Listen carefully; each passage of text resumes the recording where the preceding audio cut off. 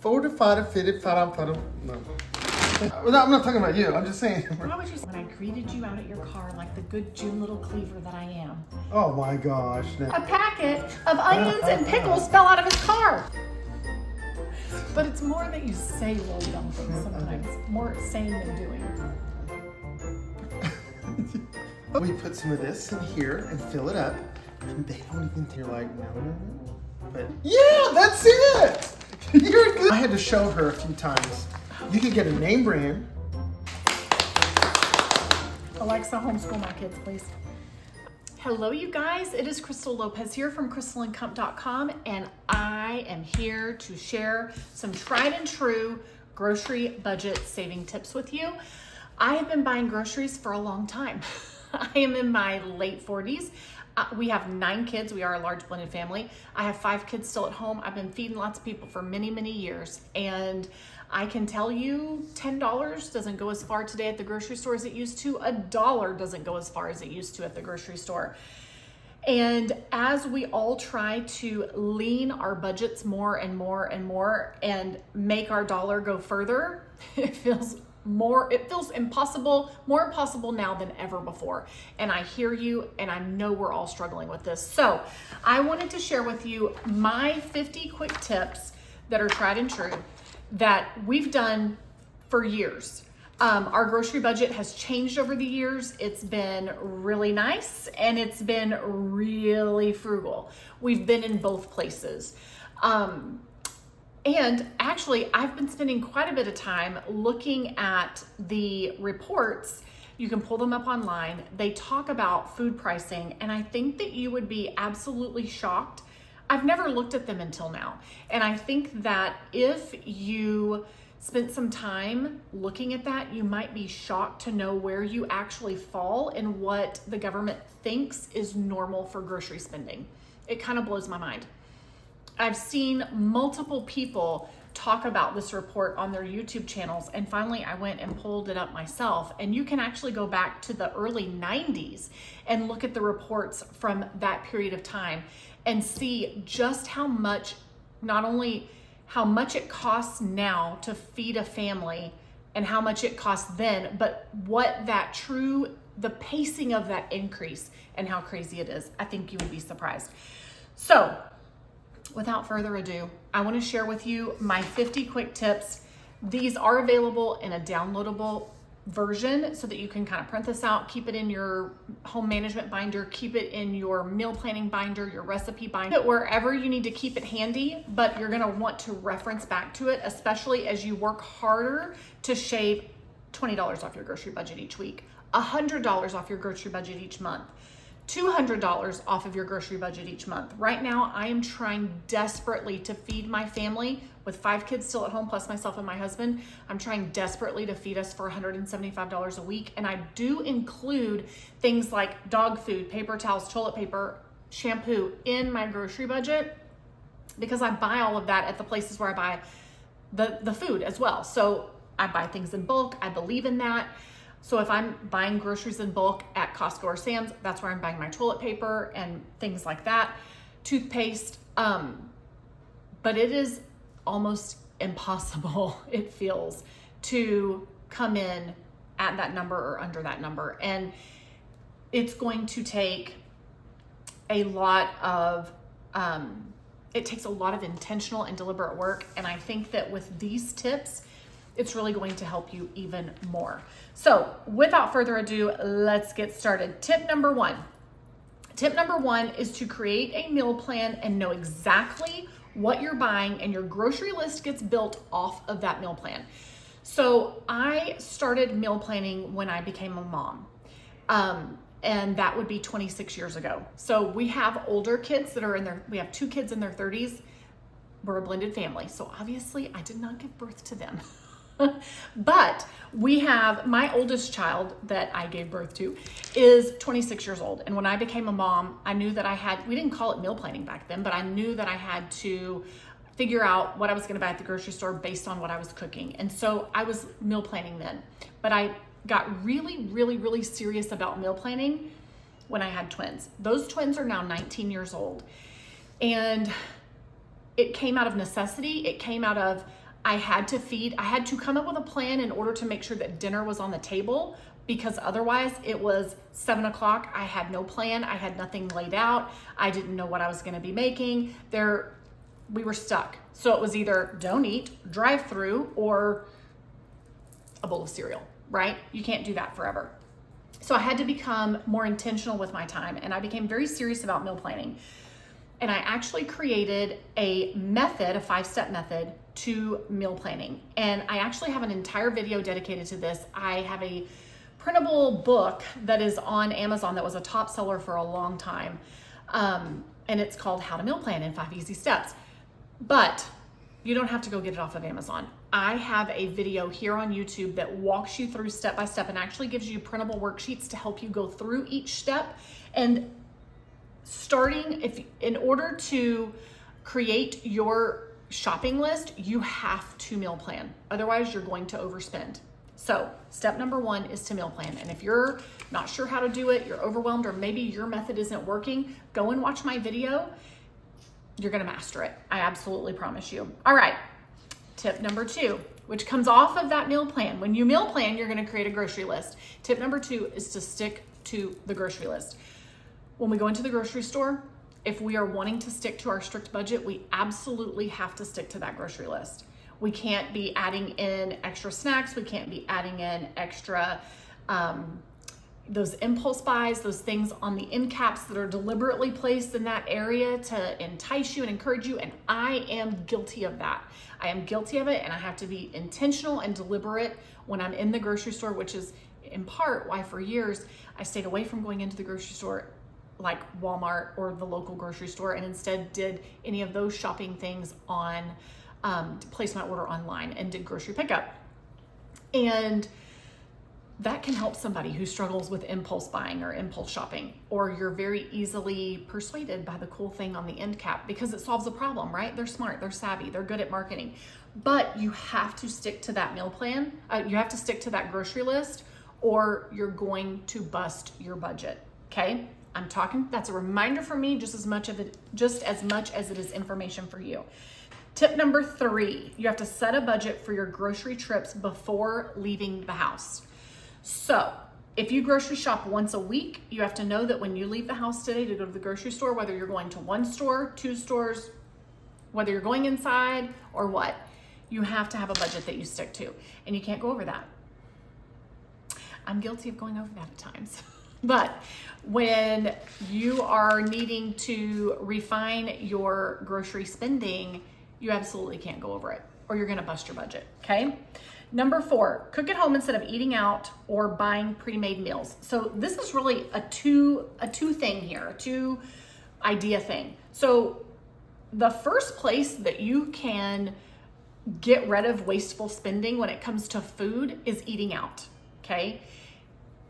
If you're eating out multiple times a week, that is money that could have bought you 4 times the amount of groceries, probably, at least double the amount of groceries.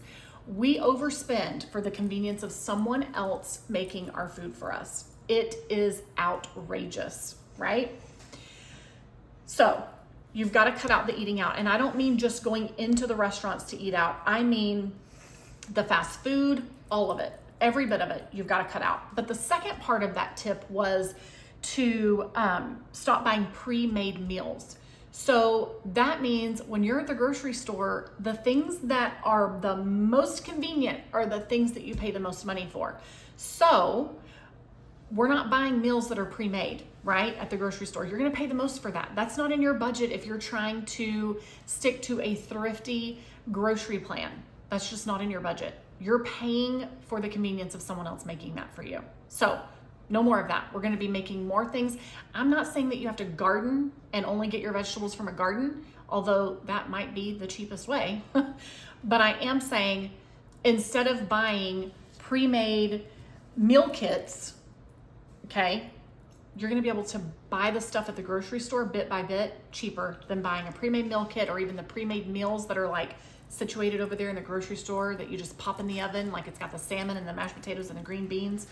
If you really broke that down as to how much you were paying for each of those components, you would be shocked at the overcharge. Shocked. Okay, tip number 5, buy seasonal produce. Fruits and vegetables, that's when they're at their lowest price, is when they are in season. So when something is out of season, you're going to pay a premium price for it. So you need to make a list, and I actually am working on pulling a list of that stuff together for you guys. But you need to pull together a list of each month of the year, what are the fruits and vegetables that are in season? And that's what you need to be creating your meal plan off of. And then you're gonna create your meal plan, you're gonna create your grocery list off of your meal plan, and then you're gonna cook off of your meal plan, right? So you need to know, you need that arsenal in your back pocket where you know right now these are the things that should be priced the cheapest because they are in season. And we're gonna eat up as much of that as we can. And honestly, if you are someone who knows how to can or knows how to flash freeze stuff, you can buy that stuff in bulk. If you have enough money in your grocery budget, you can buy it in bulk during the season when it's the cheapest price. When corn is the rock bottom price, buy it up and find a way to keep it good in the freezer or by canning it or what have you. I don't know. Could you freeze dry corn? I don't know. I've never done that. I'm sure you could. But find a way to preserve it so that you're not paying a premium price in the off season and you can still enjoy that produce, okay? All right, tip number 6. All of these feed off of each other. And as I'm saying them, none of them are rocket science. You have heard some of this stuff before. You know, logically, you know this stuff makes sense. You're like, okay, I knew that. But when you apply all of these things together, it's gonna compound for a big result. So number 6 is to stock up on sales for pantry staples like rice, pasta, and canned goods.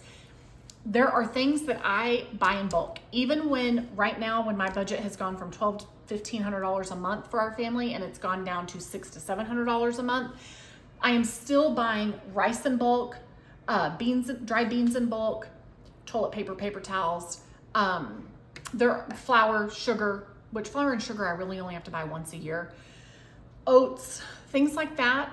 I buy in bulk because it is substantially cheaper to buy that stuff in bulk than to buy it bit by bit over and over again each week. I was just at the grocery store at our local H-E-B yesterday, and jasmine rice was on sale, and I can get jasmine rice for $17.98 for a 25-pound bag at Sam's. And I love jasmine rice is my preferred rice, but you can get long grain rice for even cheaper than that, right? So pick your vice, right? But even with the coupon at H-E-B to buy a 5-pound bag, even though that was considered bulk for H-E-B and there was a coupon, I'm still paying significantly more to buy it that way than to buy it in a 25-pound bag twice or 3 times a year from Sam's, okay? So my spices, that's another thing that I buy in bulk, and the other things that I already mentioned. Then those are little things that I'm not constantly having to add to my grocery list every week or every 2 weeks. And it really brings savings across. Obviously it brings savings per unit. You're paying less per unit, but it really brings savings across the board week after week because I'm not having to add those little things that add up into my shopping cart, okay?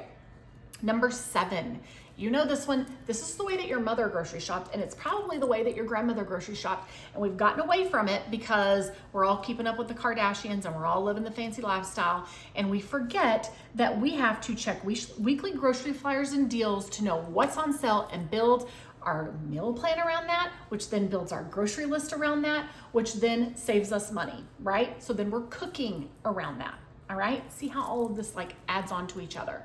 So when I was growing up in the 80s and 90s, my mom, she went to multiple stores. She found the cheapest price. We were on a tight budget. And she shopped the sales. She knew what was on sale. It didn't matter that she really wanted to eat that or wanted to make that. There was no money for that. So she bought she was very, very, very frugal with her money. She had to be. There was no other option. Otherwise, we weren't going to eat. And so I feel like as we've become, so many households have become two income households. And, we're all living our best life. And we're all, many people have the large mortgage payments and the car payments and the credit cards and the kids in this sport and that sport, and everything costs so much money, and we're living these great lives, and we've gotten away from the basics of, if we want to save money, we've got to put more effort into this, right? I am just as guilty of this. I am just as guilty of having, the joys of a Walmart grocery delivery showing up at my doorstep, right? When we want to cut our budget, we have to be intentional with where our dollars are going, and we have to pay attention to those sales ads, and we need to stock up on those things when they're on sale. So Costco is one of my favorite stores. For a long time, I've been a member of Costco since early 2020, and I guess spring of 2020. And I can tell you that when things from there go on sale, like the dog treats or the meat that we would eat or whatever, I would buy the maximum amount that I could, my laundry detergent. I would buy the maximum amount that I could on sale and stock up on those. Now, when you're buying in bulk, you're not going to be able to stock up at Costco on $600 to $700 a month. I'm not able to do that now. But what are the other areas? When I go to Walmart or H-E-B and ground turkey is on sale, I can stock up on that at the sale price, right? So how are we finding the cheapest price at the cheapest grocery store? We're buying things based on what is on sale in the flyer. We're buying things based on what's the rollback prices that are currently happening. And if there is enough room in the budget to stock up on some of that, we're stocking up on it, and we're finding a way to preserve it or hold on to it. Or maybe if broccoli's on sale and you stock up on broccoli, we're eating broccoli for 2 weeks, right? How are we making intentional, deliberate decisions about where our money is going? So check those grocery store deals and flyers and create your meal plan based on that. Let that be the starting point for your meal plan. All right, number 8, buy store brand items, because name brand really doesn't matter. And there are people who are very loyal to a brand, and I understand how we think that a certain brand is better, but here's the deal. You've probably already heard this before. I think I learned this from my high school economics teacher. You've heard it before. Your store brand things are likely being made by the name brand as well, okay? You're not gonna compromise quality. Try it. Give it a try. Check it out. Buy the store brand, buy the great value canned goods, try them out. If you hate them, lesson learned. But I promise you, you're probably not going to be able to tell a difference, and you're going to save substantially by buying the store brand. So how many of the things that you're buying on a regular basis can you start to swap out for a store brand and start saving some money, and then realizing, okay, this is doable. This is not bad. There's nothing wrong with this. This stuff tastes just as good. The ingredients are the same. Give it a try. It's really going to lean your budget. All right, use coupons for products you already need. Don't buy anything just because it's on sale. So really, that's another one that's a two idea thing here. So coupons are good. You can find digital coupons now. I know couponing is not the same in 2025 as it was in 2008 and 2009, right? And I feel like there's not as much of there was that show Ultimate Couponing or whatever, and people would double stack and triple stack, and the grocery store would be paying them to shop there. I'm exaggerating a little, but you know what I mean. Even though a lot of the couponing, I mean, now when you get the Sunday paper, if you get the Sunday paper, there's really not even coupons very much in there anymore. But there are digital and online coupons, and there are tons of apps that like allow you to collect rebates and to collect cash back and to collect, there's coupon codes, whatever. But a lot of your stores, not Walmart necessarily, although Walmart has something where it's like 50 cents Walmart cash, I guess, and if you're buying something and the Walmart cash qualifies for that, then you can click it and then you can take it off of your order in the future or something. It might let you do it on that order at that time. I can't remember. But for example, like H-E-B, which is a Texas grocery store. I live in South Texas. H-E-B is on every corner. They have digital coupons, and they make it very obvious. Like, clip your coupon here when you're looking at something, and if it has a coupon, it makes it obvious. It wants you to use that coupon. Clip your coupon here. But if you go into the store, so instead of shopping online, you're going into the store, those coupon tags are hanging everywhere in the store. They make it obvious. Use them, grab them, hold on to them, and make sure that when you get to the checkout, you give it to the cashier, okay? Because sometimes you forget because things are happening and things are busy, and then you get to the car and you're like, oh, I still have these in my hand or in my pocket, right? But use coupons. The other part of this was don't buy something just because it's on discount. So even if you have a coupon, or even if this is a rollback price, if you're not going to use it, if that is not something that you would typically buy, you're skipping it. You're not buying it. You're not spending your money on that, okay? Because it's not something you would have purchased anyway. So you're not saving money. You're spending money now, okay? The next thing, this is hard. This is really hard in 2025 when you don't even have to have a credit card. I'm looking for my phone. I'm recording on it. You don't even have to have a credit card to shop anymore, like your debit card, okay, your bank card. You don't even have to have that. All you have to have is your phone, and you tap it and it takes your money, right? So convenient. But now I'm going to tell you that if it is imperative that you stick to this $50 budget or $150 budget or whatever it is, you have to stick to that. You need to walk into the store with cash. You need to walk into the store with cash. You need to keep up with what you're spending, get out a calculator, keep it, hope maybe you have a price book, maybe you have a spreadsheet, whatever it is, you're going to know when you get to the checkout how much you're spending. There's not going to be any second guessing because you only have $150 to spend, and it's cash and it's in a little envelope. You're going to pull that out and you're going to pay for it. That is the surefire way to make sure that you do not get to the checkout overspending. And I know that requires a lot of discipline, and for some people, there's no other option. So how much money do you want to save on your grocery bill? How willing are you to do something like that? Does that totally make you nervous? Does it make you feel like, oh my goodness? One thing that I love about online grocery shopping is I don't have to check out until the checkout amount is right. There's nothing that I have to take back to the shelves.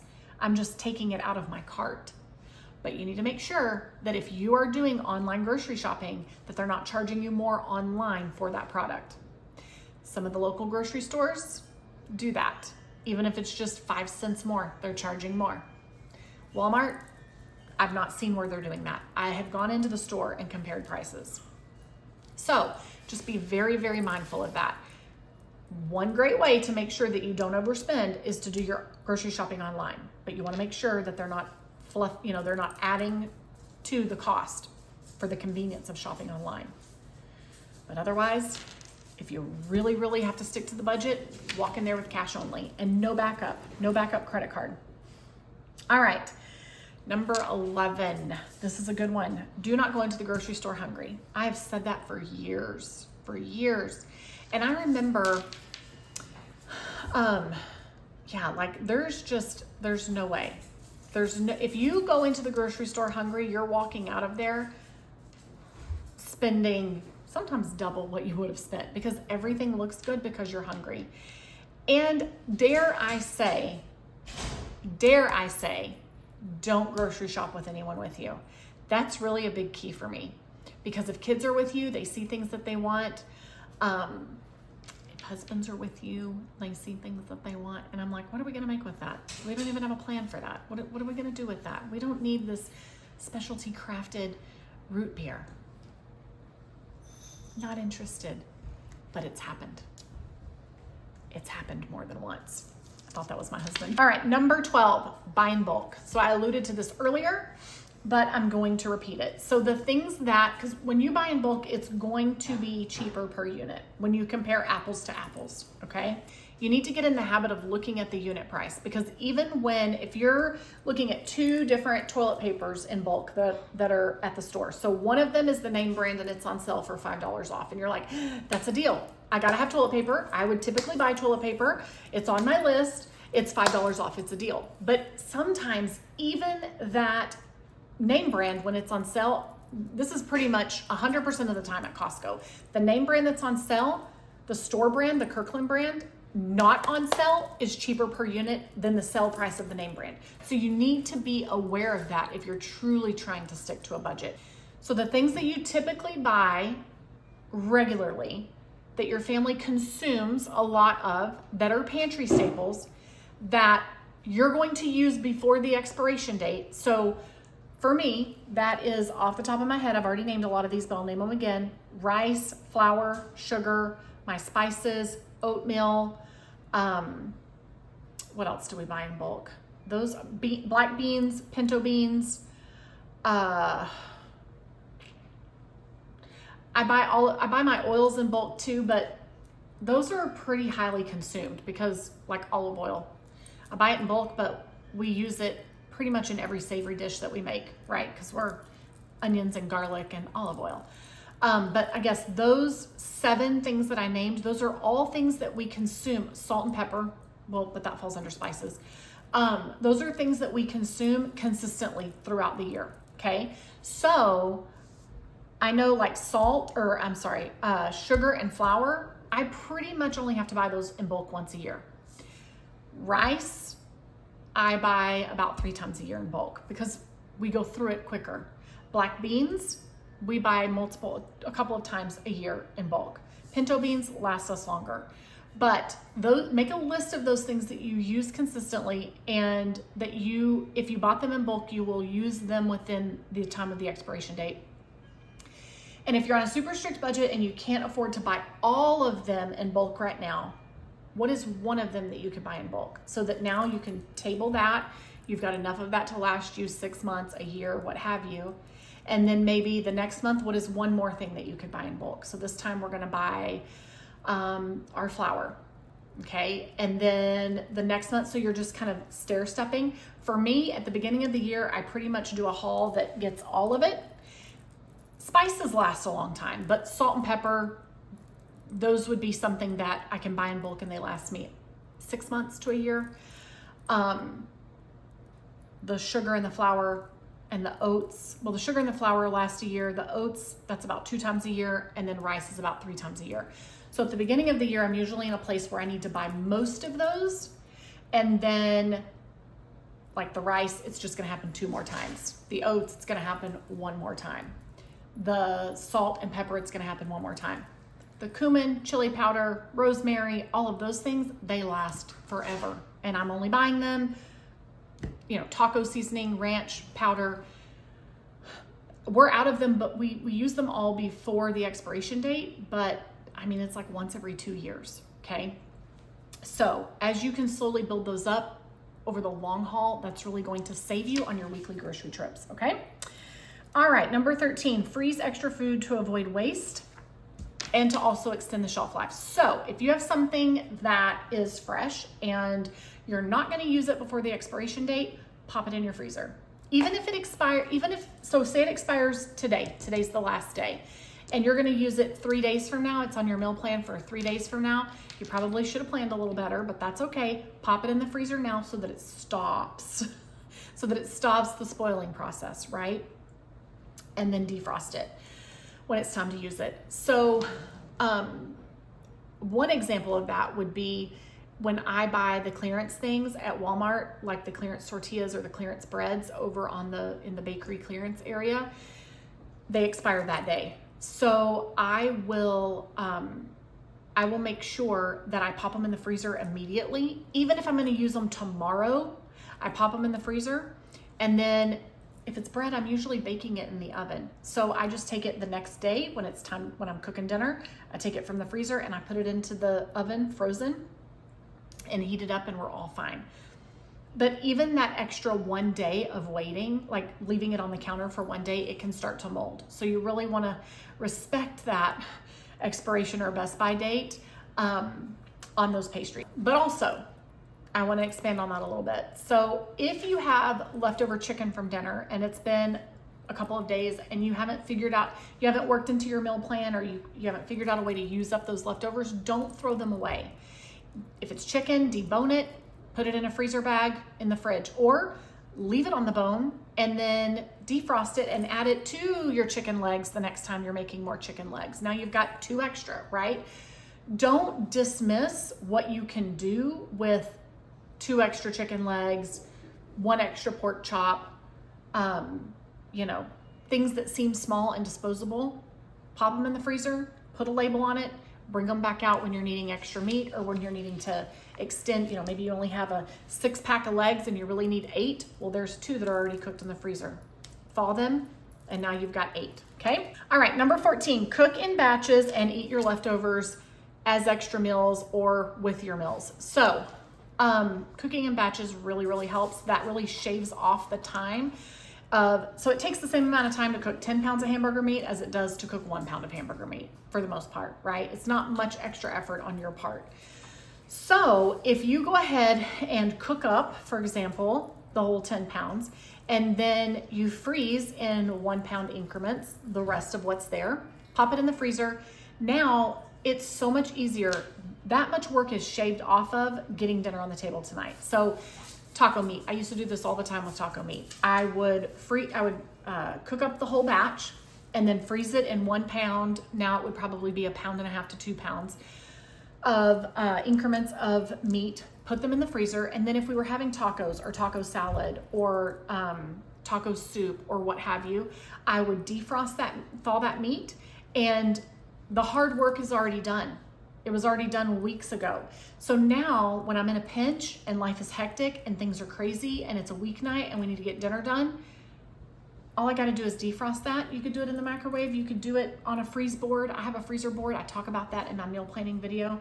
You could do it with some warm water or some room temperature water on the stove, what have you, or in the sink, what have you. Whatever you're comfortable with and feel safe with. But now you're less inclined to go through the drive-thru or to eat out at a restaurant, because part of the reason why we fail to cook at home is because we're unprepared. We don't have what we need. But if we're meal planning and grocery shopping, we should have what we need. And also, it's inconvenient. It's work. We're running out of time. We have so many obligations. We're keeping up with the Joneses, right? We're all over the place. So when you work ahead and when you do things that help you be prepared in advance, that's a great way to combat those 2 things, okay? So cook in batches and then also eat your leftovers. So for example, if I make rice on Sunday night with our dish, with whatever meat we're having that night, in 2 more nights when I'm making tacos and we have some of that Spanish rice left over from Sunday night, you better believe I'm bringing it back out and offering it again instead of making a whole new batch of rice. So I keep it in the refrigerator and we utilize it as our leftovers, or we utilize it in our current meal, or we eat leftovers. We're home all day long for all 3 meals because we homeschool and we work from home. So, or I work from home. So we are eating up leftovers. We had pot roast for dinner. We're having pot roast for the next couple of days, potentially for lunch, or we're finding a way to take those leftovers and reinvent them. So you've seen where I've done things like we had pork chops one night for dinner, and then a few nights later for dinner, I took those pork chops, shred them up, and turned it into stir fry. How can you do that? If you have a husband or a partner, or you have children who don't like leftovers, how can you take that leftover and reinvent it into something else so that it doesn't feel like a leftover? Okay. All right. Number 15, use up what you have by planning meals based on what you have in your fridge, in your pantry, and in your freezer. And this is something that I talk about in meal planning. So I've said this for years: shop your pantry, your fridge, and your freezer first. That is the first thing that you should be doing. There's no reason that you should be buying cornstarch for the 3rd time in a couple of months. You should know that you have cornstarch in your pantry. There's no reason why you should get to the grocery store and you have no idea if we have eggs. You should know if you have eggs, okay? So we're shopping our house first. We're like, okay, I've got these 2 cans of tuna that I need to use up. They've been sitting in the pantry for a while, or they're expiring in a month. I want to use them now. How can you use those? Incorporate them into your meal plan. You've got a package of pork chops still in the freezer, add them to your meal plan. Now you have the meat, you have the expensive part. We all know you can't find meat for under $5 right now, hardly, barely. You kind of can, but you got to be very intentional and creative. And if you're feeding a lot of people, you need more than $5 worth of meat. But now all you have to do is take those pork chops, and now you just need a vegetable and a starch to go along with it. The hard purchase or the expensive purchase has already been made, and you're going to utilize that so that you can save money now. Okay. All right. So always shop your house first. Number 16, cut down on expensive snacks and focus on whole foods, fruits, nuts, things that are not in a box. Okay. So my husband's a twin, and his twin brother is very, I remember when my twins were little, when our twins that are now 19 and our son that is now 16, when they were little, he would tell, I remember him telling me this all the time. He would say, anything that's in a box, if it's not grown in the ground, you shouldn't be feeding it to anybody. Like, he wasn't telling me that as like a naughty. He was telling me that as, we're just having conversations, and he was super fit and really disciplined. And I'm like, yeah, that's so right. And let me tell you, when you're at the grocery store, think about it. And I'm sure you've heard this before, but it's the truth. The things that are in boxes are the things that are down all the aisles. The cereal, the granola bars, the bag of granola, the Cheez-Its, the pasta in a box, the hamburger helper, all of that stuff is in the middle of the store. Those are not necessities. The things that are on the outside of the store, the milk, the bread, the produce, the meat, right? That's on the outside of the store. We're going to pay more for the things that are in the middle of the store than we are going to pay for the things on the outer edge of the store, the fresh stuff, the stuff that comes from the ground. So how can we shop the produce that's on sale, the meats that are on sale, the milk, the dairy that's on sale, and stay away from those things in the middle of the grocery store that are just we'll be over budget before we know it, because that stuff is so expensive. So I'm not telling you that your entire grocery list or meal plan should be nothing that's in a box. I'm not telling you that, because I do buy things that are in a box. But those are things that eat our grocery budget quickly. So be mindful of that and be thinking of that. Okay, let's see here. Prep fresh fruits and vegetables instead of buying them pre-cut. So that is so true. So that fruit tray or vegetable tray, you're gonna pay a pretty penny for that, opposed to going in and buying each of those things individually. Buying a crown of broccoli, a head of cauliflower, a little bag of carrots, or a bag of 88-cent carrots and peeling them and cutting them up yourself. A bag of celery that you have to cut up.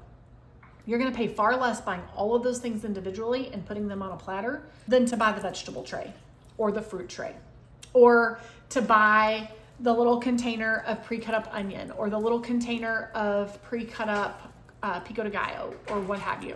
You're going to pay premium dollar for that. A cucumber by itself is 68 cents right now. Okay. A cucumber in a container that's already been cut up and peeled, they want like $3 for it, or $4 for it. And maybe it's 2 cucumbers. That's a high markup. So you're paying for that convenience. Number 18, check for clearance things. Bread, meat, produce, baked goods, any of that. Pastries. Check your store to see if there's a clearance section. I was just at H-E-B the other day, and I asked them, like, when we lived in DFW, Kroger was a big store in the DFW area. It still is. There's not a Kroger here. So I think you can get Kroger delivery, but there's not a Kroger grocery store in San Antonio that I'm aware of. So they have a disc, like you could go in and find manager specials every day. They had an area that was meats, and these were things that needed to be sold today. So you could go right there and buy something that was discounted.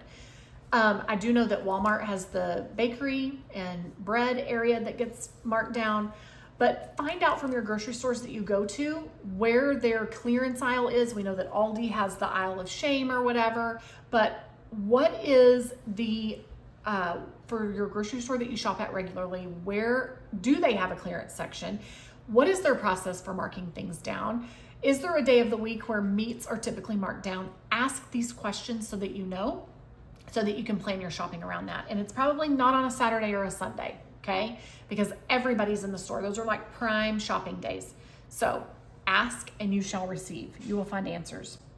Number 19, reduce meat consumption by incorporating more plant-based meals. So once a week, can you eat lentils instead? Or once a week, can you swap out your meat for a different protein? So maybe that's, pinto beans or black beans. What can you do to have, if you're already having one meatless meal a week, can you have 2 meatless meals a week? Okay, meat is it is the most expensive piece of what we're doing when we're cooking. So how can we shave off of our grocery budget? Buy less meat. That means being intentional and identifying some other days of the week, at least one or more, that are not meat, that are based on a veggie or a meatless meal profile. All right, number 20, make your own snacks. That could be popcorn. You can make your own crackers. You can make your own granola. You can make your own granola bars.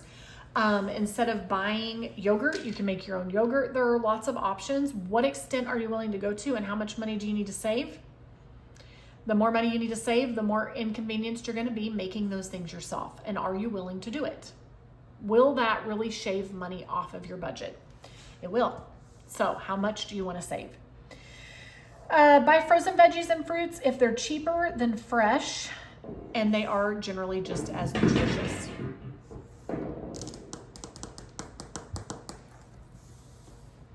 Number 21, buy frozen fruits and vegetables. So, is it cheaper? For example, if you're needing a vegetable that's out of season, it might be cheaper to buy it in the frozen food section. Is it cheaper to buy your broccoli in the frozen food section than to buy it fresh? Okay, that would be one caveat to the center of the store, which usually the frozen foods are up closer to the front of the store in a lot of cases, but I'm thinking of the Walmart that I go to. But frozen fruits and vegetables can sometimes be cheaper than buying in-season fresh produce, okay? But you need to check. You need to look at it and see which one is going to be the cheapest. It's going to take a little bit of legwork. It's going to take some looking, but do it. So, for example, corn, when corn is on sale, when corn is in season, I can get a really good price on corn, right? Corn on the cob. But when it's out of season, the best place for me to buy it is over in the frozen food section, okay? And the best place to buy it is in bulk at Sam's or Costco in the frozen food section, all right? So just be mindful of that. Let's see, stick to smaller portions when you're making food so that you can make your meals stretch further. Limit drinks. Stay away from, soda is a budget buster, right? Oftentimes juice is a budget buster as well. So stay away from those things. If you're really trying to stick to a very minimal grocery budget, you got to stay away from those things. Number 24, avoid prepackaged convenience foods. That includes like salad dressings. Can you make your salad dressing at home? So just pay attention to those things. You're paying for things to be prepackaged. Number 25, grow your own herbs. What can you grow? Actually, tomatoes are really easy. That's not an herb, it's a fruit. But it is something that you can grow on your back patio. But herbs like rosemary and sage and parsley and cilantro, can you grow them on your back patio? Can you grow them in your kitchen? You can save money doing that. Are you willing to do it? Consider that. Number 26, shop at farmers markets and go at the end of the day when they're willing to just get rid of stuff, okay? Now, you may not have your top pick of what you want, but it's a great way to save money. Hi. I do believe someone will be joining us. It's about being frugal and saving money. I really wanted him to be in this video the whole time, and he was going to, and then something happened. What happened? I worked early this morning, and I was so dead tired. I know. My feet were hurting. Getting old. We both are. Saving money, getting old, trying to make money. Trying to save money, trying to make money, getting old. Yeah. Trying to save money, trying to make money, getting old. Yeah. Do you remember that saying, penny saved is a penny earned? Yeah, what do you think about that? It's very, very true. It really is. Yeah. All right, are we saving our pennies? We are. Are we rubbing our pennies together? Yeah, I don't know about rubbing them together, but saving them and they're adding up. So Maybe. Well, you showed them the 50 quick tips? Not yet. We're still working on this. Okay. It takes some time. Yeah. So we are on, I just shared tip number 26. Okay. So I've got this many more to go. And the shopping at the farmers markets is what I like to do. Yeah. I love that. Yeah. There's actually, so when we lived in DFW, there were bigger, like it was not uncommon to have a farmer's market on a corner that's open any day of the week. Like you could go anytime. Local beehives, local bees. Right. Here in San Antonio, they don't have that. What they do is like they set up in a parking lot on a Saturday. So you have to really map that out. But going at the end and buying what's left over and getting a good deal on it, that can be a great way to save money. Also, there's a huge place here in San Antonio called Riverside, Riverfront, River City Produce or Farmers Market. I'll have to look it up. Okay, yeah. But they sell, now you have to buy in big amounts, but somebody in our neighborhood is always buying from them. Right, so she'll buy like 20 pounds of potatoes, 20 pounds of carrots, 20 pounds of whatever, and then she gives it away, which what a blessing that is. But, you know, if you're not in a position where you've got a neighbor that's giving it away, you can go in with multiple people and then split the cost, and it is cheaper to buy it that way. Just like we used to do with the cow, Yeah. right? Yeah, we did. We've done that many times where we buy a cow and split it with family members, and we all split the cost, or friends, or you know, whatever.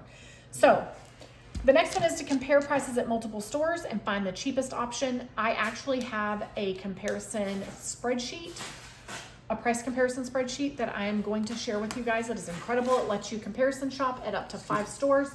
Do you have anything that you want to share?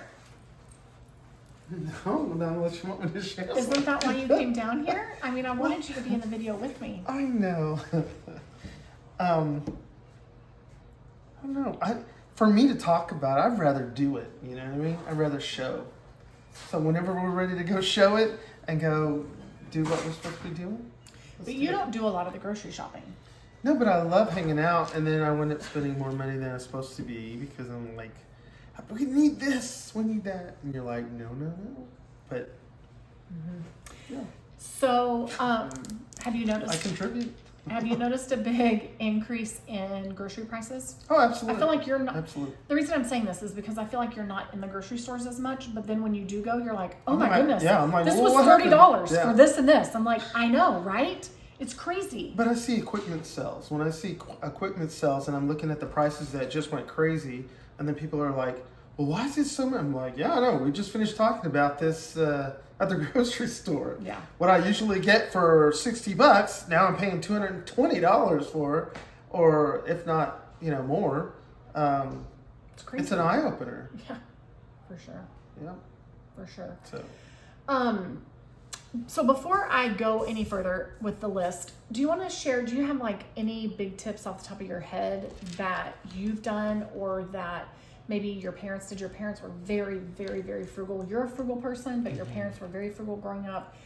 And you grew up in a large family like I did. And so usually when you've got a large family, you're watching your pennies. You've got to make money, you got to let it spread as far as it can. Do you have any tips from your childhood watching your parents do that? Well, that would apply today when the economy is so crazy? Oh yeah. My parents used to make rice and beans go a long way, along with tell them. along with chicken on chicken. So seriously, it would be back then. We had these things called Shastas for sodas.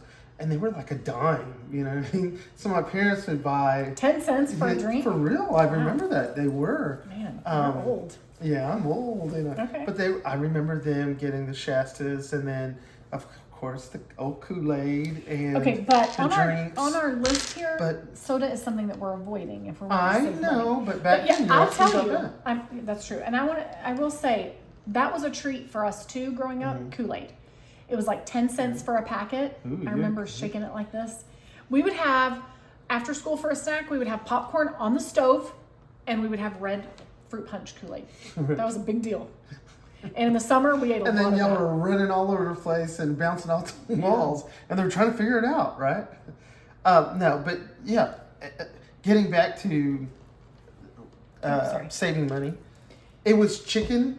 It was, my mom would, it's so funny, my mom would make pastas, but she would add things like hot dogs to pasta. I know it sounds funny, but she would. And same thing with the rice. There was times that she would make rice and beans and then chop up little bits of hot Vienna dogs sausages. and put them in the mill. She knows how to stretch her money for sure. Yeah. You've told our kids that story. So one time I was traveling it was about a year ago. I was traveling for work, and Lenny made dinner, and he made spaghetti, but he did it Grandma Lopez style, and he just threw in whatever meat, and he had found some chicken wings in the freezer, and my teenagers were messaging me saying, "How much longer are you going to be gone? Because we're having hot It wing was spaghetti good. for dinner." Everything I made, it was good. It was just that, they were not used to either spaghetti and pork chops together or spaghetti and little wings together. I would say that is true. Like the way you grew up, We're this is what we creative. had, and my parents were on a crazy, we grew up on food stamps, so. Okay, what do you think they made casseroles for? I know. Because I they know. put everything they had extra in there. I know. Because I remember my brother he's like, man, all we have is this. Next thing you know, he made a gourmet casserole. It was, macaroni. It was macaroni, corn, peas, and all kinds of stuff all together. See, and my mom would say that's too much starch to have pasta and macaroni, or to have macaroni and corn and even peas. Peas are high in starch. Like my mom would be saying that's too much you starch. can't tie these together, but when you're broke, No, and You're my tying mom was everything broke too, together. but she, we ate a lot of hamburger helper, which at that time hamburger meat was that was affordable. a big thing back then, though. It was very affordable. And my mom would make a big pot of beans and make it. I remember my mom doing potatoes and slicing them up real thin and frying them. It brings out a starch, and you put ground beef with it too, and spicing it up some, and that would make a meal as well. Okay, so I was hoping you would share this, but you didn't. So I will lead you to it. When you were growing up, your parents would do what with milk to make it stretch? Oh, my mom was sneaky. What would she do? She would have, she would save the gallons, right? And so when she would go buy 2 gallons, she would put like either quarter, and then fill it up with the powdered milk, and then add water to it. And so she'd make a lot of milk. And then she would freeze 1 or 2, and then she'll put one out. And it would stretch it because powdered milk is so cheap. Well, not anymore. Really? No, I have some. It's like $19 for a package. No, but $19. How many gallons does that make?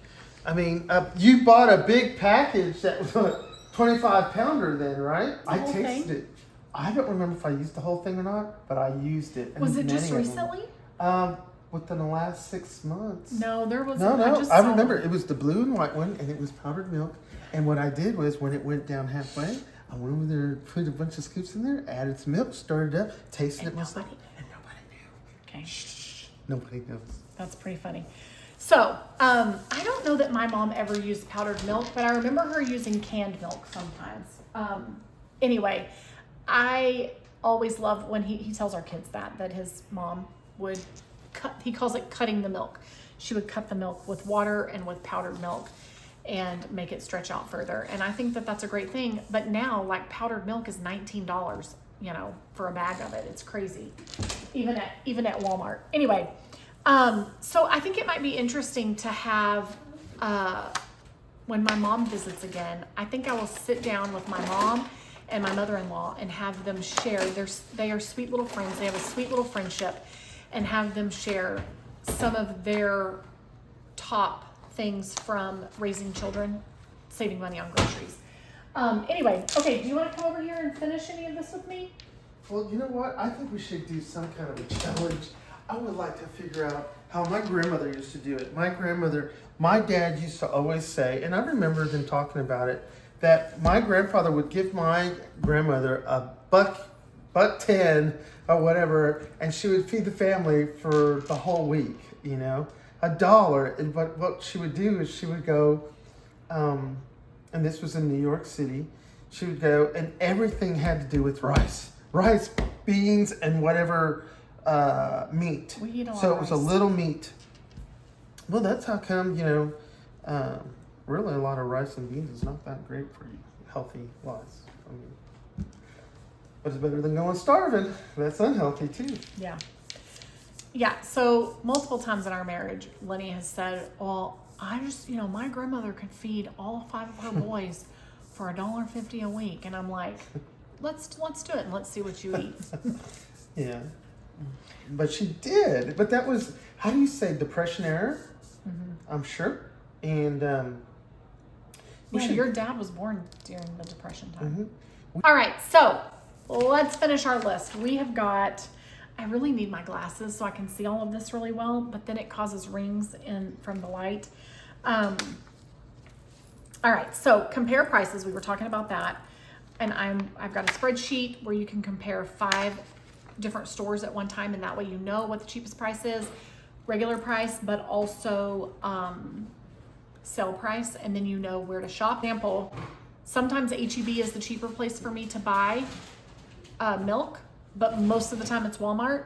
But it's, you know, 20 cents cheaper per gallon when it's on sale at H-E-B. So it makes sense to go there if I can get other things on sale there as well, but I need to be paying attention to those sales. And one thing that helps you do that is having a comparison spreadsheet, but then also paying attention to those sales flyers.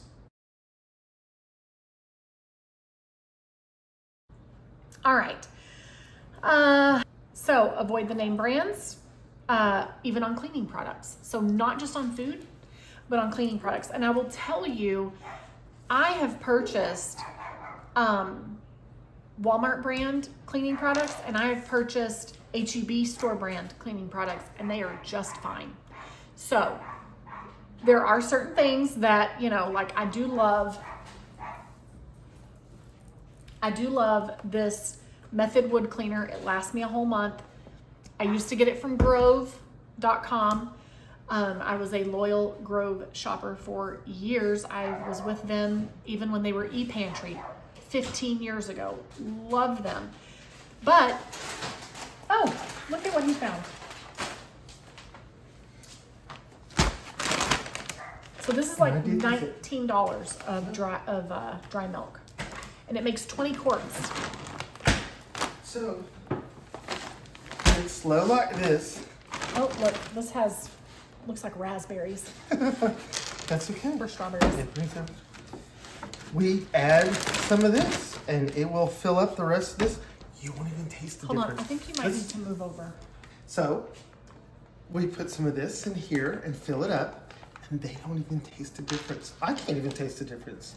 I actually did a taste test to make sure, and I remember it as when I was a kid. It tasted the same. So it's like, shh. He's tricking our children. It's not tricking you. All right, that's good to know. That's really good to know. And it does 20 quarts. We need to use this up by August, actually.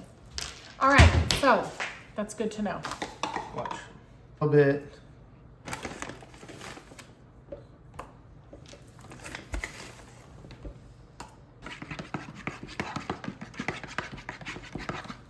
Like, so, because the dry powder, Why don't you whisk it?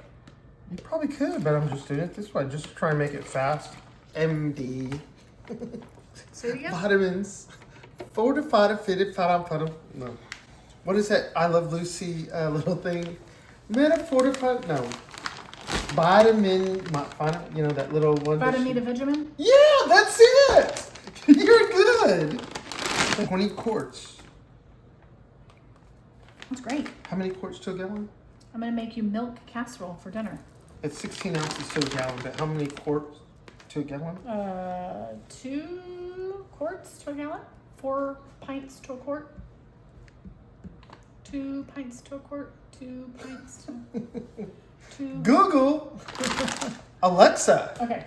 How many quarts makes a gallon? 1 gallon is 4 quarts. Oh, but 8 pints. How many pints is 1 quart?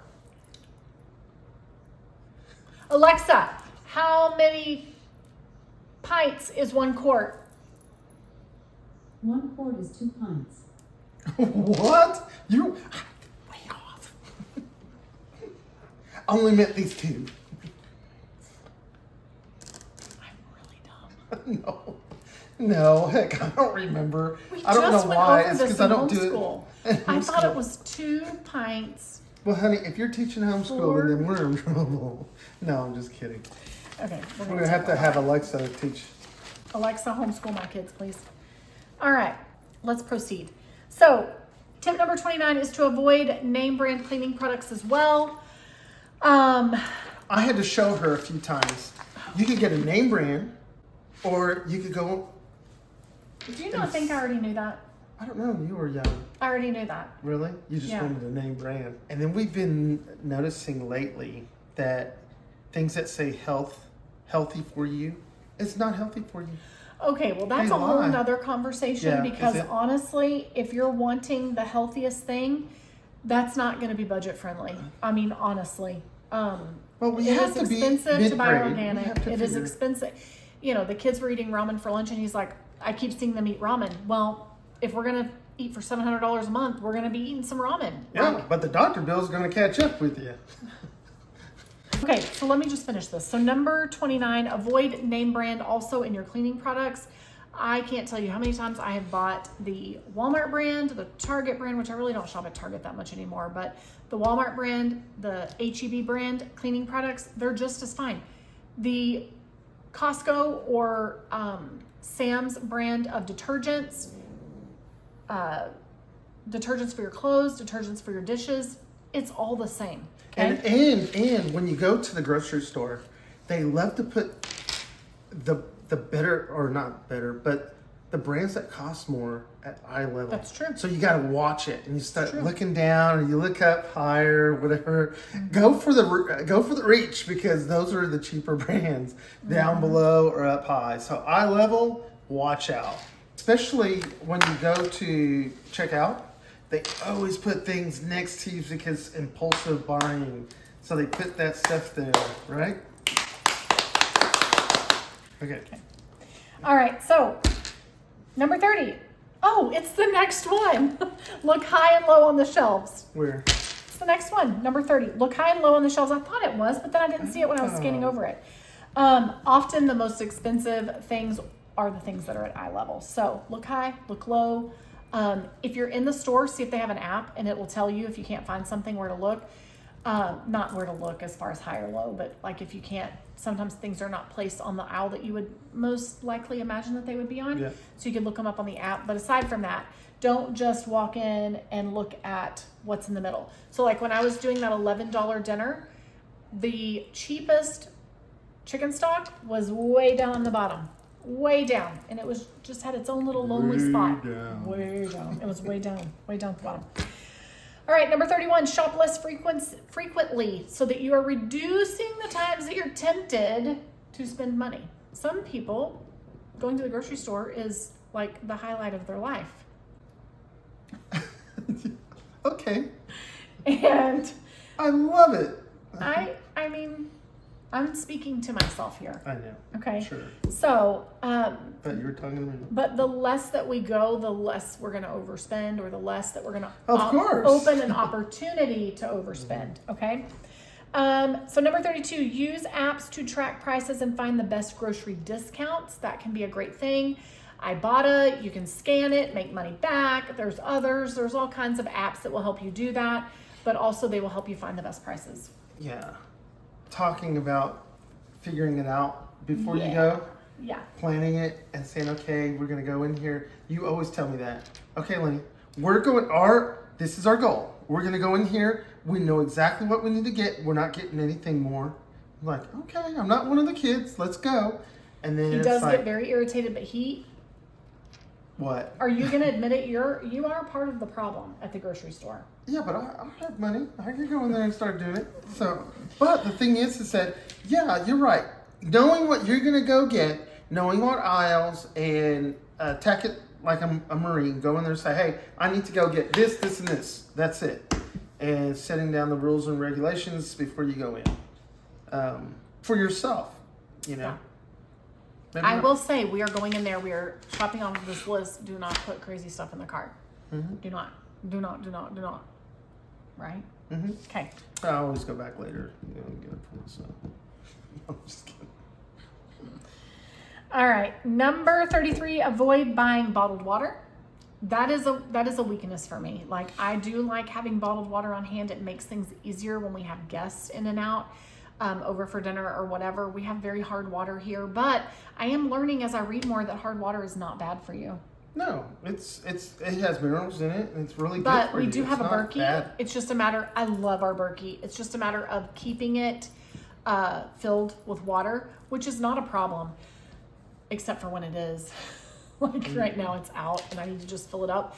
But honestly, what kind of turned me what has made me not as excited about my Berkey is someone was over at our house and talked a lot of crap about it, and it really made me mad. Talk crap. Yeah, they did, and it they really just had a tester in hand, and it really and they made went me over mad. and said, "Let me check your water, your faucet," and then they checked the water of the Berkey, and it was actually the water out of the faucet was just as good as the Berkey. So it was I kind don't of think like, he's not a water tester, and he didn't have to I don't be a even water know what tester. that was in his pocket that he pulled out. He had that little tester in his hand. I mean, What was he testing for? What made it bad? particulates in the water.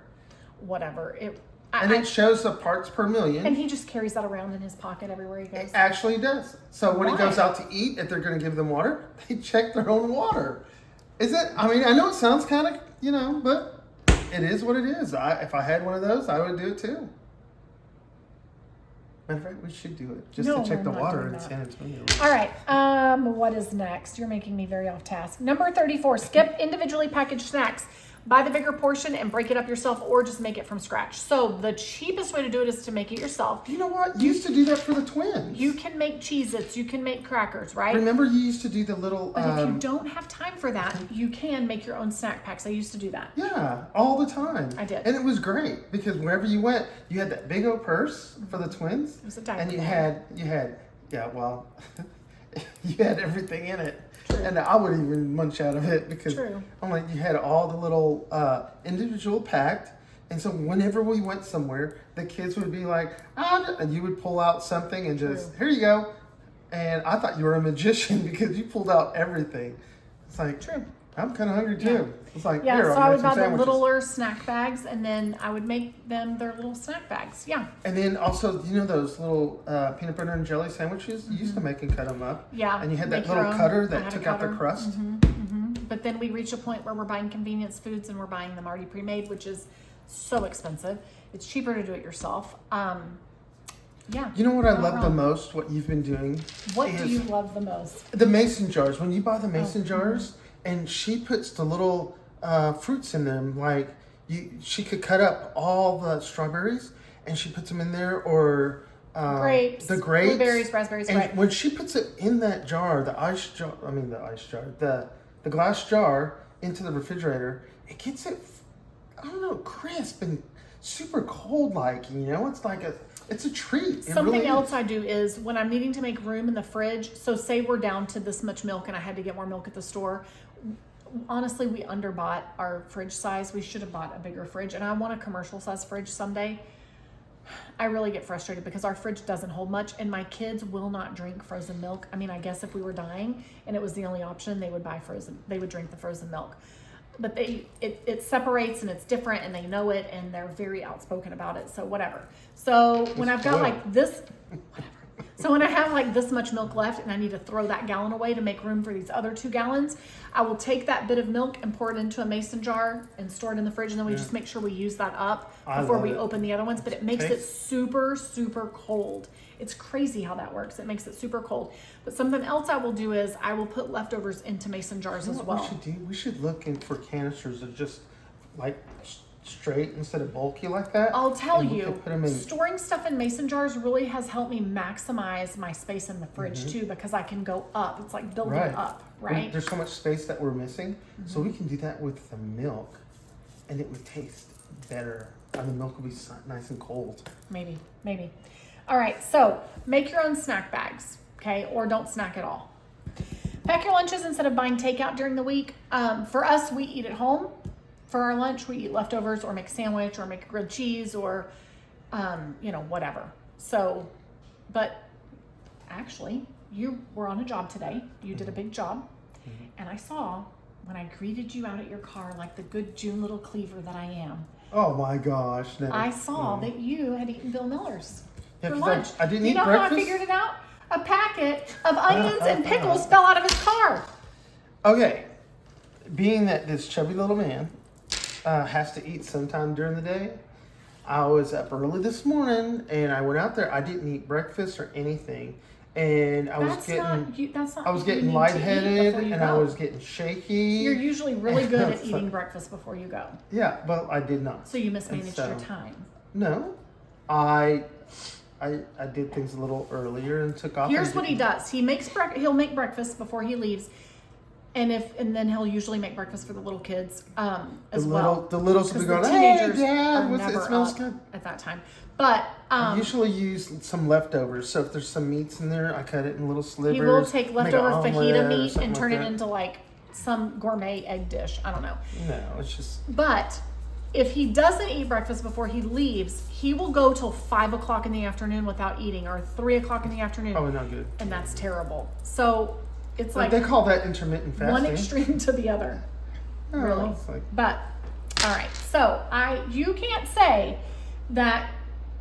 I mean, you're doing some of these things that you shouldn't be doing, like eating out for lunch. That is a big money waster. Well, either that, or I starve. I have to do something. I mean, I couldn't make it home. Sometimes you do come home for lunch. Yeah. And we do that. Like another thing that I like to do if we don't have leftovers to eat for dinner, which tonight we're going to have, I need to use up some bread. We're going to make French toast for dinner. And then we're also going to eat. Mm-hmm. The kids always love that. I know they love breakfast for dinner. We're going to have French toast and bacon for dinner. And then the others that don't want breakfast for dinner, we need to eat up the leftover pot roast, which that was good. Roast. Oh, I had that the the other other day. It was so good. I don't know how much is left. Oh. Yeah. You ate it all? Not all, but I ate a lot of it. It was good. Okay, so you got to stop eating out. But he will come home for lunch. We'll have leftovers together or make a sandwich or, I like to make tuna salad and I will make a big batch, not a big batch, but like a pound of pasta and 2 cans of tuna and then the vegetables that go in it. So that makes quite a bit. And he and I can eat that for 3 or 4 days for lunch. And I store it in the fridge, sometimes in a big mason jar. So it's really, really cold, but it's super good. We like to eat things like that where I can make it once and we can eat it multiple times. Now the kids won't eat it. They're not into tuna pasta salad, but our kids know how to use, we have a sandwich maker. So they'll take that sandwich maker and put cheese and bread and some lunch meat and make a hot, like a hot pocket. I showed him how to do that. He did. That is true. He did. He teaches Those them are all the great survival things tips. while I teach them quarts and pints and gallons and we mess all that up. No. It's okay. They'll figure it out. Right. Exactly. I mean, how many times do you really need to know how many quarts are in a pint or how many pints are in a quart or whatever? Well, if you're a cook, you better know that or you're in trouble. Well, a real cook doesn't measure. No, that's not true. That is very true. I work with cooks all the time and they measure. It's just us. I mean, my stuff I comes watch out them pretty measure. good, and I don't really measure. And usually they'll have something that's already, they know the measuring size, so they'll grab it. They've been doing it over and over again, It's a so they'll routine, and they just do it like that. But they do measure it. Trust me, they measure. Real chefs don't measure. Yeah, they do. So don't eat out for lunch, okay? Keep track of a price book or that comparison sheet. So number 36 is to keep up with the prices in a price book, or you could do it in a spreadsheet. Just know what your prices are.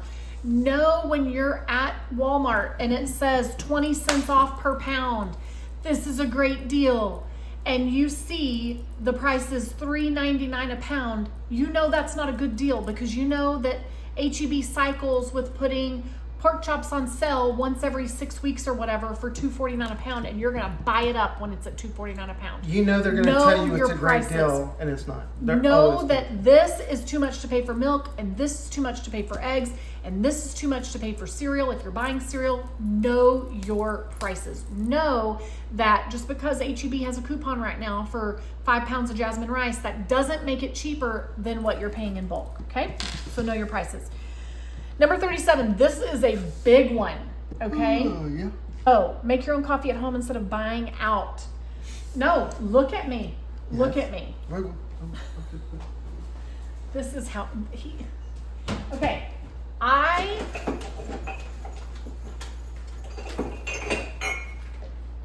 This morning.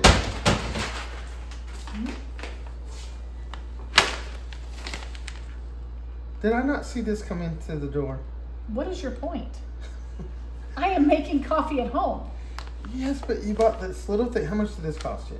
That's not important, Lenny. The important thing is, no. Yes. You don't need to bring out my favorite brand of coffee. It doesn't matter what How brand. much was this little tiny bit? Lenny, this is incredible coffee that was just roasted. Does it have a magic beans in it? 10 days ago. They are magic beans. It was just roasted like 10 days ago. Listen, This is not about what brand of coffee you're buying. This is a fantastic coffee brand. Oh, yeah, it must be. It is great. It doesn't matter which brand you're buying. Do you know how much money you save making your own coffee at home? So let's talk about that since you want to talk about it. Okay? This makes, I don't know, let's say it's 12 ounces. So we make our own coffee at home. I buy the beans, we grind it. If I got this in lattes at the store, their lattes are $8 a piece. Okay? How many lattes do you think this makes? A latte? Not quite sure. A lot. But I can buy this instead of the 12 ounce. This isn't about quality. This is not a conversation about quality of coffee beans. This is a conversation about making it at home.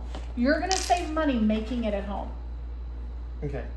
I know we can find really good quality beans. That's fine. I don't care which kind of coffee beans you buy, but I'm buying these. He buys the less appealing coffee beans. But I don't even drink coffee. And he loves to make coffee for people. I love making coffee though. But we make our own coffee at home. And it can be drip coffee, from a coffee maker. It can be, you can have a fancy machine like we have back there. I love the fancy machine. Even if I'm just drinking an Americana or Americano. Americana? Yeah, Americana. Is it Cana or It's Cana? Americana. It's Americano. It's Americano. I'm drinking an Americano. And I'm adding creamer to it, but it's cheaper to do it at home than it is to go and drive through. Of course. Here's what I wanted you to say, and I tried to lead you there. But Tell me what you want me to say. Here's what I wanted you to say. I didn't want you to go call me out for the kind of beans I buy. I wanted you to tell them I used to go every single day and get Starbucks. Tell them that. Tell them. Okay. Every single day she would get Starbucks. I'm like, I can make it, and I don't know how to make coffee either, but I learned. I learned, and then she got, I don't like it. And then eventually she was like, hey, you're getting better. It's getting good. And so, but she would still splurge. And then I'm like, you're not. And then she found another place to go buy her coffee. And then they started selling the coffee beans. And she buys this little gold piece like this. And it's good like, coffee. but I'm saving money because I'm making my own. Okay, listen, it doesn't matter which beans you buy. Buy it already ground up. Buy the Folgers. Buy the H-E-B brand. Buy the Walmart brand. That doesn't matter. The point of the story is if it makes you happy, honey, make it at home. Then you can make it at home. Make it at home. This isn't like an opportunity to call me out for buying a bag of coffee beans that you think are overpriced. I know that it's overpriced. Okay. I can buy a big bag twice the size of that, and it probably come out to the same price. Oh. I mean, the size. Okay. And the price comparison. Well, can we just how say... much is your Rudamaya? Rudamaya is $14. Okay, so how much is this? $14, $15. And that bag of Rudamaya is huge. Is double in size, right? Yeah. But I mean, okay, listen, we're not comparing Cadillacs and Kias, right? Oh man, you're a salesperson. We're not. they're both going to get us to where we're going. This is not about quality. Okay. This is about making it at home, doing it yourself. This is not about the brand of coffee that I buy. But I tell you what, this smells so delish. It's incredible. This is only in Texas, and it is phenomenal. It is so good. But I will tell you, I do It's love not. Rudamaya. Rudamaya was my favorite coffee bean until I found this. It's just such a dark roast, and it's so good. It's actually right? not a dark roast. No, that is. This That's a dark is roast. I just looked at it. Oh, did you? It's Medium. dark. You're wrong. It's a No, no. medium roast. Right here. Okay, there you go.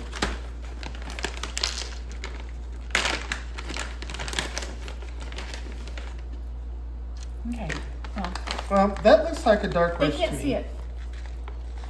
He's like, I don't That know anything about looks like- coffee, but this is dark roast. No, that looks like a darker bean. Then it's So not. this package says medium roast on there. It's a medium I roast. know what it says. But it smells incredible, doesn't it? Let's put these 4 magic beans back No, in no, here. no, no, no. They're contaminated. No, they're not. I wash my hands. When did you over wash here. your hands? After I pick my nose. The bottom line is Make your own coffee. make your own coffee. Okay? Make your own coffee. Save and repurpose leftovers for the new meals like soups. Okay, so Stir fries. I was- You make a great stir fry. you liked it? Oh, yeah. I'm glad the you stir loved fry it. is I'm glad you awesome. loved it. Okay, so yes, how can you take your leftovers? I talked about this earlier. How can you take your leftovers and turn it into something else? What's it in there? Guys that are working. This is I important. know. And I you have have guys to that go- are working. I gotta make sure that. You have to go by Kelsey's rental I know. first. Right. Like, now. I got. Excuse me. Bye. Nice meeting you. Nice meeting Okay, you. bye. Bye, guys. Okay.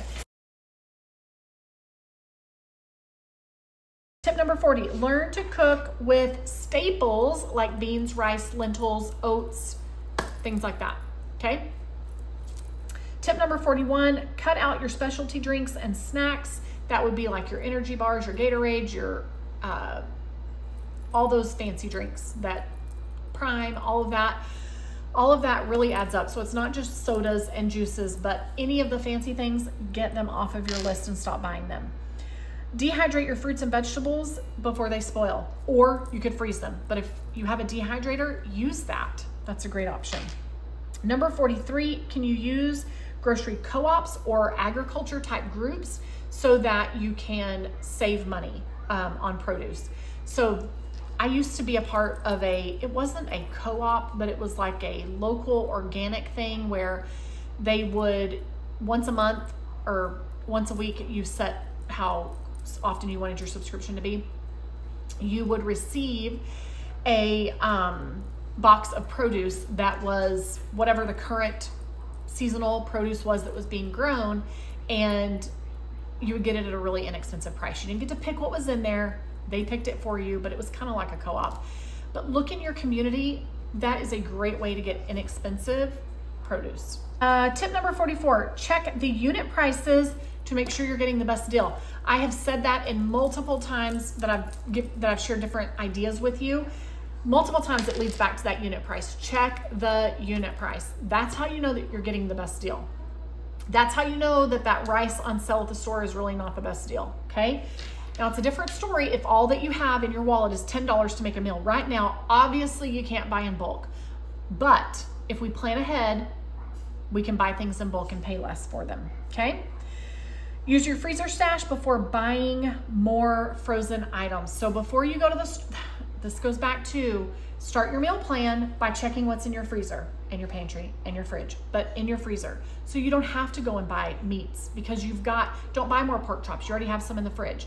You already have 2 chicken breasts left over. Let's make sure that we incorporate those into our meal plan.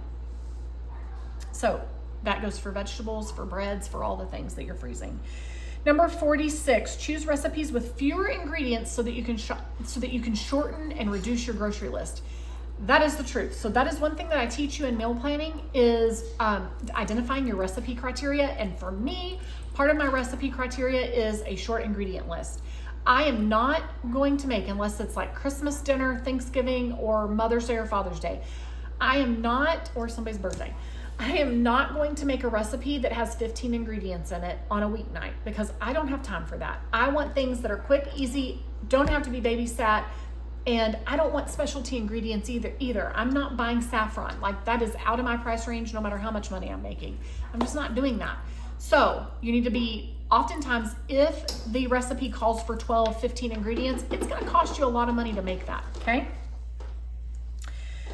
Can you make your own bread, your own sauces, your own dressings, and the ingredients like maybe teriyaki sauce or salad dressings, can you make those instead your own orange sauce for your chicken? Reduce food waste by properly storing the things that are left over in containers that are airtight. So part of what ruins your leftovers in the refrigerator, or say you buy a big thing of sour cream or Greek yogurt, part of what makes that ruin before it goes bad is all that air that's in there. So, or a container, letting air in there by having a lid that's not airtight. So be paying attention to that. And when you not only store your things like sour cream or, leftover sauce or whatever that has a jar that's half full and there's all that air in there, pay attention to that. Make sure that the lid is airtight. Get the air out if you can, like if it's in a Ziploc bag, or ensure that whatever container you're using from your Tupperware cabinet, that it has a good tight seal on the lid so that things can stay fresher longer. Those leftovers, whether it's a leftover meal or leftover broccoli that you're going to use for something else, leftover lettuce.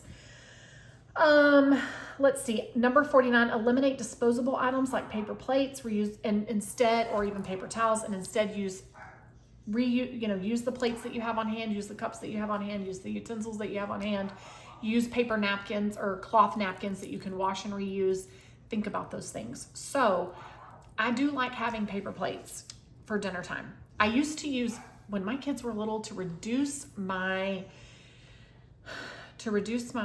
dishwashing, we used disposable utensils a lot. We had real utensils, but I used disposable utensils. I used paper plates. I used solo cups. It was convenient. But if you're trying to save money, you're not doing that. So now the only thing that we use that's disposable is paper plates, and I buy the cheap ones. Like I buy this kind that for $20 you get 600, and they last us 2 months is what they last, maybe longer. Actually, probably close to 3 months. But so I buy it in bulk, right? And I'm only having to buy it a couple of times a year.